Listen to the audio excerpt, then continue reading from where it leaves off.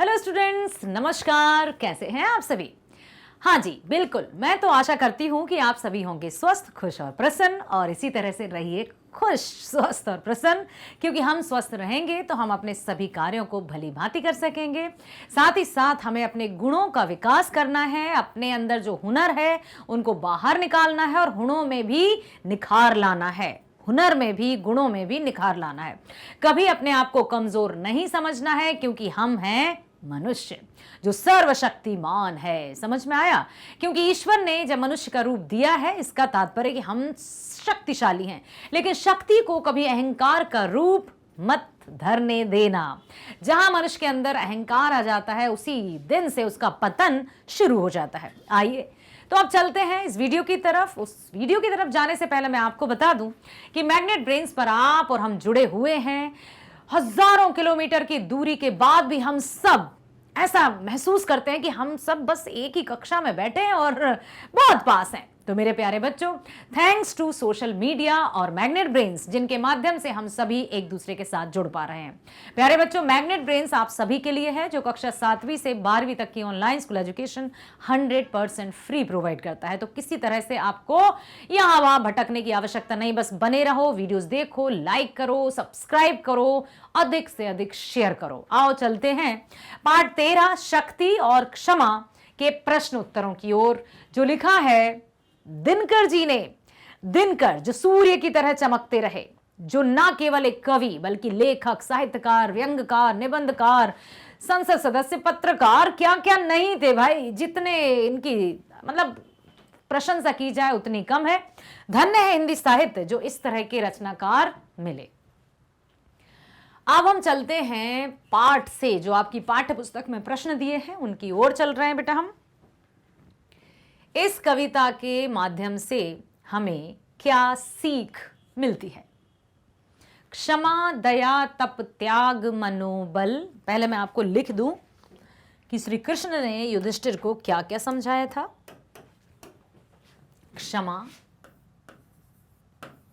दया, तप, तप का अर्थ तपस्या, त्याग, मनोबल,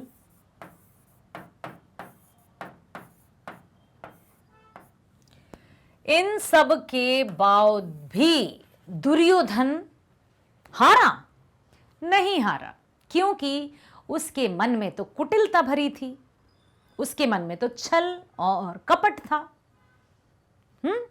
तो जैसे क्षमा, युधिष्ठिर से श्री कृष्ण कहते हैं कि तुमने क्षमा अपनाई, दया दिखाई, तपस्या की, त्याग किया, मनोबल के सहारे जिए, लेकिन क्या तुमने दुर्योधन को हारा हुआ माना? मतलब दुर्योधन ने अपने आप को हारा हुआ माना? नहीं। तो अब इन सब को दिखाने का समय जा चुका है। अब तुम्हें शक्ति दिखानी होगी, क्योंकि श्री राम, भगवान श्री राम के विनय और पूजा को समुद्र तक ने नहीं समझा था। उदाहरण दिया कि 3 दिवस तक पंथ मांगते रघुपति सिंधु किनारे, बैठे पढ़ते रहे छंद अनुनय के प्यारे प्यारे, लेकिन उत्तर में जब एक नाद भी उठा नहीं सागर से, उठी अधीर धधक पौरुष से, आग राम के शर से। 3 दिनों तक पूजा की, समुद्र की, अर्चना की, याचना की, विनय पूर्वक उससे विनम्रता की, लेकिन समुद्र एक भी शब्द नहीं कहा। जब श्री राम का धैर्य समाप्त हुआ, उन्होंने अपने धनुष पर बाण चढ़ाया, समुद्र घबराता हुआ शरीर धारण करके आ गया। प्रभु क्षमा, प्रभु क्षमा, क्या आज्ञा है प्रभु, मैं आपका दास हूं। अरे इससे अच्छा तो वो बात सुन लेता ना। लेकिन कहते हैं ना कि एक कहावत है, लातों के भूत बातों से नहीं मानते। ठीक है, तो जहां जिस तरह का रवैया हो, वहां उस तरह का रवैया अपनाना कोई गलत नहीं है।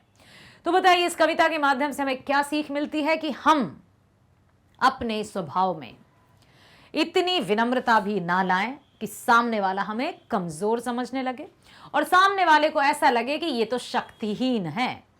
क्षमा शोभती उस भुजंग को जिसके पास गरल हो, उसको क्या जो दंतहीन, विष रहित विनीत सरल हो।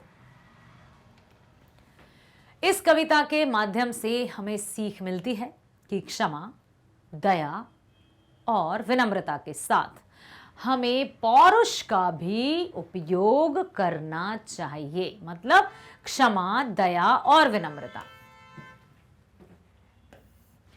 पौरुष का उपयोग करना मतलब शक्ति का। पौरुष यहां पर शक्ति के लिए आया है।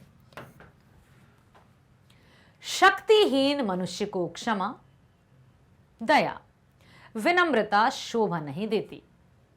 अर्थात शक्तिमान व्यक्ति को ही क्षमा, दया और विनम्रता शोभती है। ठीक है, तो किसी भी तरह से हम ये ना सोचें कि हम क्षमा, दया और विनम्रता को अपनाएंगे तो सामने वाले को बात समझ में आ जाएगी। कभी कभी सामने वाला जो होता है ना, वो अहंकार में इतना बुरी तरह से लीन रहता है कि उसे सच्चाई दिखाई नहीं देती आंखों पर। कहा था ना श्री कृष्ण ने कि पिता तो आंखों से अंधे हैं, लेकिन लगता है कि तुम तो पूरी तरह से। द्रौपदी का जब चीरहरण हुआ था तो द्रौपदी ने वो बात दोहराई थी, जिसको कौन सा ग्रह था वो, लाक्षा ग्रह, इंद्रप्रस्थ में जब दुर्योधन को आमंत्रित किया गया था तो वो एक पानी के, ऐसा लग रहा था उसको कि यहां पानी है, उसको लग रहा था पानी नहीं है, तो वो जा रहा था। द्रौपदी ने कहा अरे आगे पानी है, बोले नहीं है, और गया और पानी में भीग गया। तो द्रौपदी ने उसका व्यंग किया, उस पर उपहास उड़ाया कि अंधे का पुत्र अंधा। तब दुर्योधन को बहुत बुरा लगा था और उसी समय से द्रौपदी से वो बदला लेना चाहता था। श्री कृष्ण ने द्रौपदी को समझाया कि तुम्हें इस तरह का वचन नहीं कहना चाहिए था, जाओ दुर्योधन से क्षमा मांगो। तो द्रौपदी ने दुर्योधन से सच्चे हृदय से क्षमा मांगी थी, लेकिन दुर्योधन के मन में उसके कहे गए जो वचन थे वो तीर की तरह चुभ गए थे। तभी द्युत क्रीड़ा, द्युत क्रीड़ा समझते हो, द्युत क्रीड़ा, जो पासे से खेल खेला गया था, पौ-12, जिसमें मामा शकुनी ने पासे चले थे। ठीक है, समझ में आया? तो यहां पर कहने का तात्पर्य यही है कि हम ये ना सोचें कि हम सिर्फ दया से, विनय से सामने वाले को समझा सकते हैं। हमें इसके साथ साथ क्षमा, दया और विनम्रता के साथ साथ पौरुष अर्थात शक्ति का प्रयोग भी करना चाहिए, नहीं तो लोग हमें शक्तिहीन समझते हैं, कमजोर समझते हैं। शक्तिहीन मनुष्य को क्षमा, दया, विनम्रता शोभा नहीं देती, अर्थात शक्तिमान व्यक्ति को ही क्षमा, दया और विनम्रता शोभती है। वे कौन सी परिस्थितियां थीं जिन्होंने राम को धनुष उठाने पर बाध्य किया? क्यों श्री राम ने धनुष उठाया? समुद्र। 3 दिनों तक श्री राम समुद्र से विनय पूर्वक प्रार्थना कर रहे थे कि हमें मार्ग दीजिए, हमें लंका नगरी तक जाना है, लेकिन समुद्र नहीं माना। समुद्र के मन में अहंकार आ गया और वो नहीं सुन रहा था। तब श्री राम अधीर हुए, धैर्य खो बैठे, और उन्होंने जब, कौन सी परिस्थिति थी कि उनके विनय पूर्वक समुद्र ने जब जवाब नहीं दिया।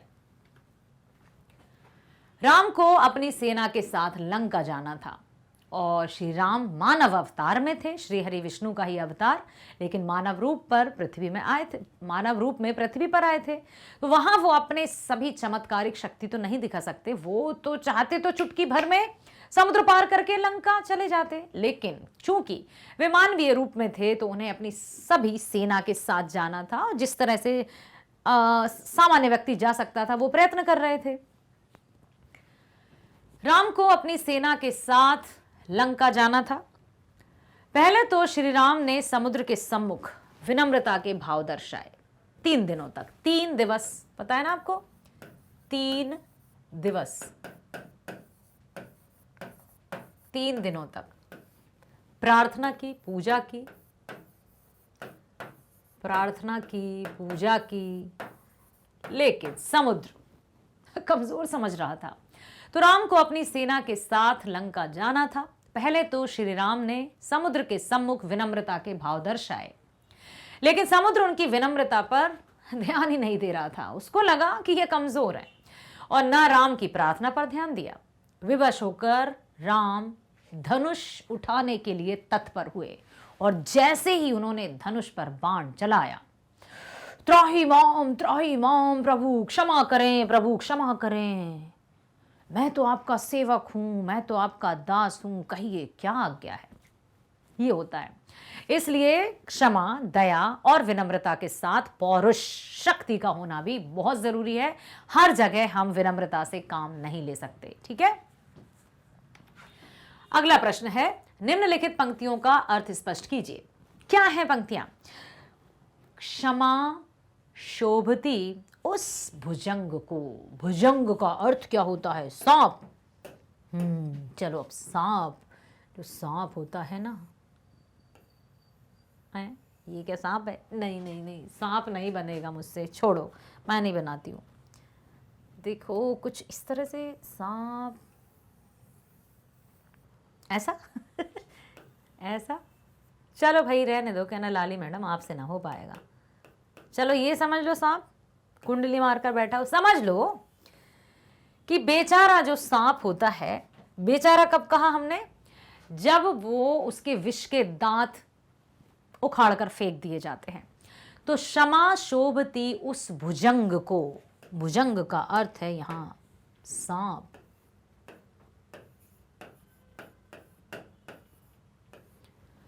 जिसके पास गरल हो, गरल, विष, जहर,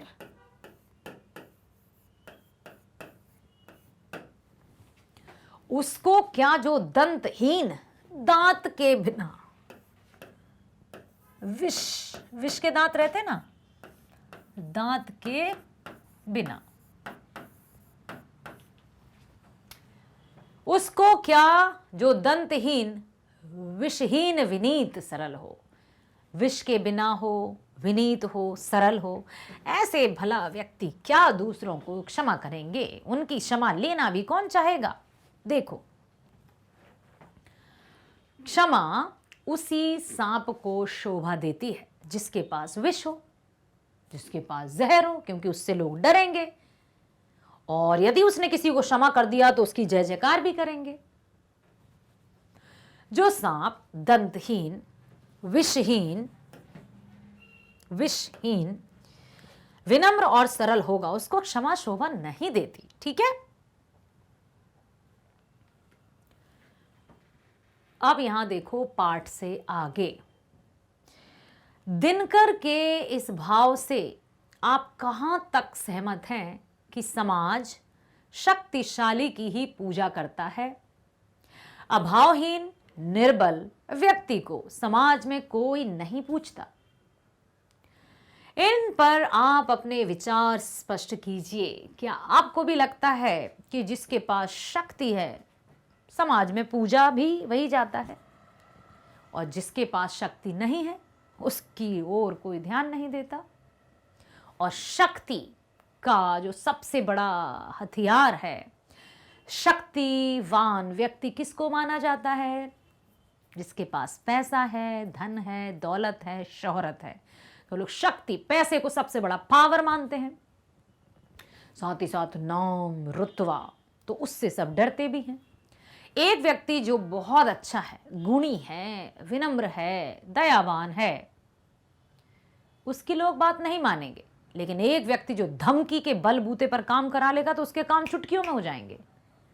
तो समाज उसी को पूजता है जिसके पास शक्ति होती है। ठीक है। तो बिल्कुल सही है। क्या आप इस विचार से सहमत हैं? बिल्कुल हम सहमत हैं। हम दिनकर जी के भाव से बिल्कुल पूरी तरह से सहमत हैं। ठीक है, सहमत हैं कि समाज शक्तिशाली की ही पूजा करता है। जो अभावग्रस्त हैं, निर्बल हैं, ऐसे व्यक्ति को समाज में कभी नहीं सम्मान देता। समाज कभी सम्मान नहीं देता। मतलब शक्तिशाली, शक्तिशाली किसे कहेंगे पहले तो ये जान लो आप। शक्तिशाली क्या जो कुश्ती लड़ेगा उसको कहेंगे? शक्तिशाली की परिभाषा यदि ली जाए, अच्छा देखो यहां पर हम लिखें शक्तिशाली। शक्तिशाली की परिभाषा क्या है समाज के लिए? समाज के लिए जिसके पास धन दौलत, क्योंकि इस दुनिया में धन दौलत से बहुत कुछ अपने वश में किया जा सकता है। शारीरिक शक्ति, हाँ ये भी एक है कि भाई नहीं वो अच्छा खासा है भाई, उसके पल्ले मत पड़ना, शारीरिक शक्ति भी महत्व रखती है। और रुतबा, नाम, किसी किसी का नाम, रुतबा, उनके जो खानदान का है या कुटुंब का रुतबा, उसे भी शक्ति कहा जाता है। ये 3 चीजों से परिपूर्ण जब व्यक्ति है तो लोग उसकी बात सुनते हैं। ठीक है, हम ये नहीं कहेंगे सिर्फ धन दौलत के आधार पर ही व्यक्ति को शक्तिशाली माना जाता है। यदि कोई अच्छा है ना, जो डरता नहीं है और अपने हर एक कार्य को पूरे दिलेरी के साथ करता है, शारीरिक रूप से भी हिष्ट पुष्ट है, उससे भी लोग डरते हैं कि नहीं भाई उसके पास मत जाना, वो कुछ भी कर सकता है।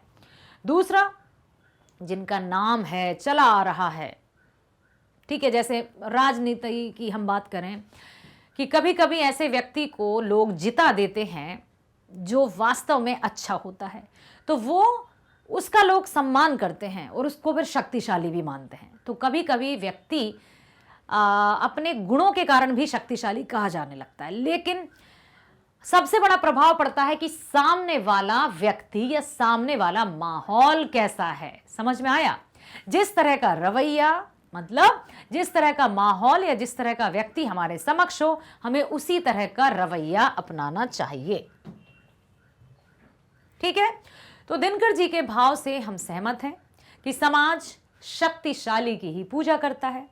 जो अभावग्रस्त हैं, अभावग्रस्त समझते हो, कमी, निर्बल, कमजोर, ठीक है, कमजोर, निर्बल मतलब कमजोर, ऐसे व्यक्ति को समाज में कभी सम्मान नहीं मिलता, मतलब समाज उसे कभी सम्मान नहीं देता। समाज में प्रभाव स्थापित करने के लिए सबल होना अनिवार्य है। सबल, शिक्षा में सबल, धन दौलत में सबल, शरीर से सबल, अपने कर्मों से सबल, सबल मतलब बल के साथ, तभी जाकर समाज उसका सम्मान करता है। ठीक है, अब है निम्नलिखित शब्दों के पर्यायवाची शब्द लिखिए। आप बताओ, मैं उत्तर नहीं बताऊंगी। भुजंग, भुजंग का होगा, चलो अपन यहां लिखते हैं, सांप। और बताओ, और क्या कहते हैं? सर्प। और क्या कहते हैं? नाग भी कहते हैं क्या? ठीक है, रघुपति, श्री राम, ठीक है, रघुनंदन, रघुवीर, रघुनंदन, पक्का भाई? अब देखना आप लोग, सिंधु, सागर, समुद्र, जलधि, शर, शर मतलब तीर, बरछी, कटार, कायर। कायर कैसे होंगे? डरपोक। कायर मतलब डरपोक, कायर मतलब कमजोर। आ सकता है क्या कमजोर? भीरू। अब देखते हैं अपना क्या क्या मैच करेगा, फिर अपन टिक लगाएंगे। हो, सर्प, सांप, ठीक है, अही लिखा है हमारा, ये नाग भी सही है। रघुपति, राघव, तो हमने रघुवीर लिखा है, हमने श्री राम भी लिखा है, हमने नंदन तो रघुनंदन लिखा है, हमारे बहुत सही है। ठीक है, सिंधु, समुद्र, जलधि हमने तो जलनिधि है, ये भी सही है। शर, बाण और तीर, ठीक है। कायर का देखते हैं हम, कर्महीन, कमजोर, ओके। यहां पर कर्महीन और पौरुषहीन, जिनमें कर्म करने की कोई इच्छा ही ना हो, जिनको लगता है ठीक है जो चल रहा है चलने दो, ऐसे लोगों को कहा जाता है कायर। बहुत बढ़िया, बहुत बढ़िया, बहुत बढ़िया मेरे प्यारे बच्चों।